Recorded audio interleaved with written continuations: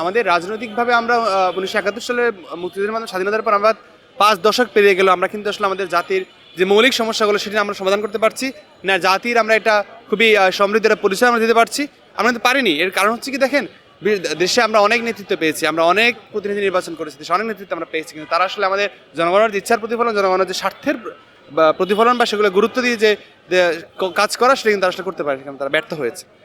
এ কারণে আমি বলবো যে এই জায়গায় ব্যর্থ হওয়ার কারণে হলো মূলত কিছু জায়গায় ঐক্য না হতে পারা, অর্থাৎ রাজনৈতিক দলগুলোর মধ্যে প্রতিহিংসার রাজনীতি এত বেশি, তারা কখনোই দেশের স্বার্থকে গুরুত্ব দিয়ে অন্তত কিছু জায়গায় ঐক্যমত হওয়া যে আমরা অন্তত আমাদের দেশের স্বার্থে, জাতির স্বার্থে আমরা এই বিষয়গুলোতে সবাই কম্প্রোমাইজিং থাকবো, সে জায়গাটা কিন্তু আমরা দেখিনি। যার ফলে দেখা যায় যে আমাদের দেশের মানুষ আজকে দুর্ভাগ্য নিয়ে আজকে বসবাস করছেন। তারা তাদের সেই যেই আকাঙ্ক্ষা নিয়ে মুক্তিযুদ্ধে অংশগ্রহণ করেছিলেন, যে আকাঙ্ক্ষা নিয়ে স্বাধীন হয়েছে, সেটা কিন্তু বাস্তবায়ন হয়নি।